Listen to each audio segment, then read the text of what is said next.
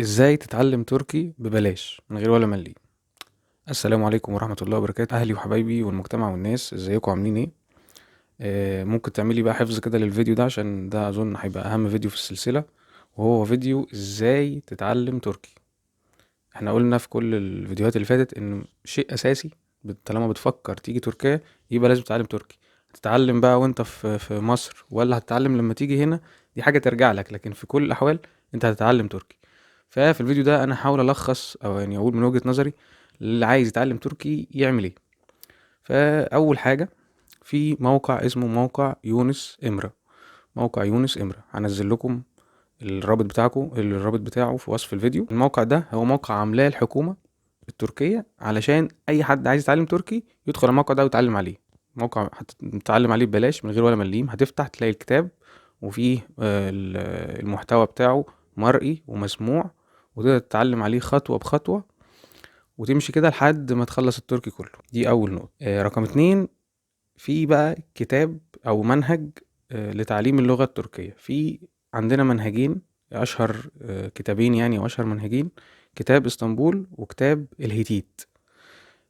كتاب الهيتيت أنا شفت منه نسخة عربي، يعني مكتوب فيه بالعربي وبالتركي مترجم يعني. فكتاب الهيتيت ده 3 مستويات بس، 1 2 3، وهو يعتبر كتاب أصعب شوية من كتاب اسطنبول.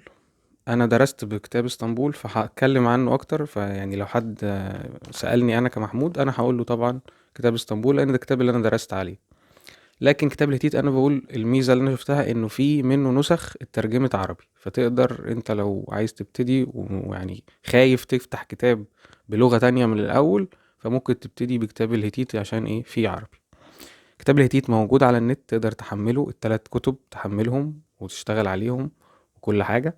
كتاب اسطنبول بقى ده كتاب 5 مستويات بنفس الترتيب المعروف في تعليم اللغات يعني: A1 A2 B1 B2 C1. برضو الكتب موجودة على النت تقدر تنزلها، هنزلها لكم في وصف الفيديو. تابع الفيديو ده عشان بقولك مهم. هتلاقي في الوصف رابط تحميل الكتب. الكتاب هتنزله هتمشي معاه خطوة بخطوة تقدر تخلص وتتعلم. في الطبيعي يعني ان المستوى في كتاب اسطنبول المستوى بياخد معاك شهر ونص، شهرين بالكتير. فانت لو تقدر تتعلم كده كل شوية من الكتاب، بحيث ان انت خلال شهر ونص او شهرين تكون خلصت الكتاب ودخلت على الكتاب اللي بعده، فانت كده تبقى كويس جدا وماشي صح، وهتقدر تتعلم تركي بسهولة. حاجة مهمة جدا وانت بتتعلم في الكتاب انك لازم تستخدم ال4 مهارات، يعني تكتب وتقرأ وتسمع وتتكلم. فتقرأ وتسمع أظن ده هتلاقيه على النت. طيب اللي هيقول لي بقى طب أكتب إزاي؟ فببساطة أنت ممكن تكتب القطع اللي موجودة، يعني قطعة بتتكلم عن حاجة معينة، أو أنت تكتب على النت مثلا اكتب رسالة إلى صديقك التركي تدعوه فيه إلى مصر، اللي هو اللي احنا اتعلمناه في الإنجليزي ده. فأنت هتكتب برضو كده بالتركي وتنزل القطعة وتشوفها بتكتب إزاي وتقلدها، وتغير الأسامي بس، يعني غير بس كل الحاجات اللي فيها مسميات، لكن نفس الكلام اكتبه هو، يعني مش لازم ان حد يصحح لك يعني. هي بس في موضوع الكلام ده شوية هتحتاج ان حد يسمع منك، لكن في ابلكيشنات برضو محادثة، وانت تخش تتعرف على اتراك عايزين يتعلموا عربي او عايزين يتعلموا انجليزي، وتخش انت تتكلم معاهم بالعربي او بالانجليزي وهم يكلموك بالتركي، وهكذا. فدي تبقى عليت من مهارة المحادثة.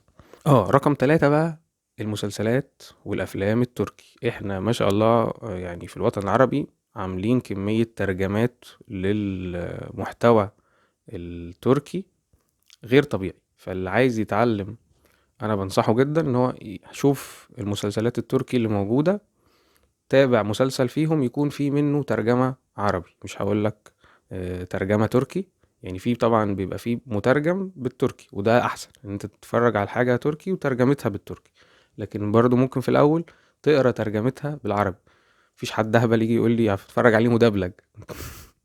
مفيش كده، تتفرج عليه بالتركي وترجمة بالعربي في الاول، وبعد كده تنتقل للترجمة التركي. وبعد كده انت لما هتلاقي مستواك اتحسن ممكن تشيل الترجمة خالص وتتفرج على المسلسل زي ما هو.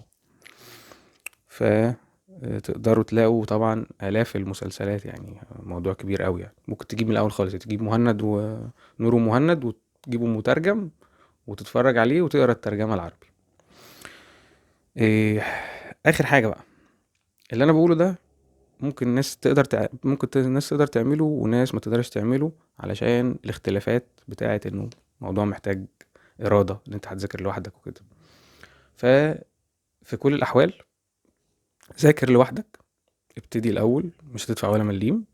والله انت شخص كويس وعندك إرادة وقدرت تمشي وتتعلم، يبقى الحمد لله.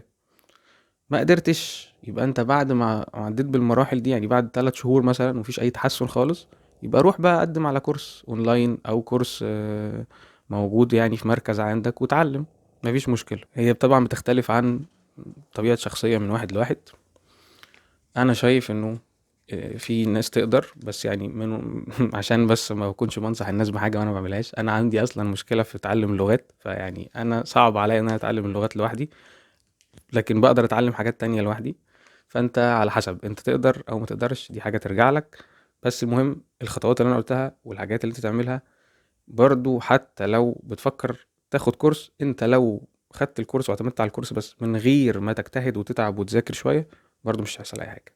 من الاخر كده يا جدعان، اللي عايز يتعلم لازم يرجل ويتعب ويشتغل شوية على نفسه، سواء راجل او ست. يعني المهم ان الموضوع محتاج إرادة ومحتاج اننا نبذل مجهود عشان نلاقي حاجة.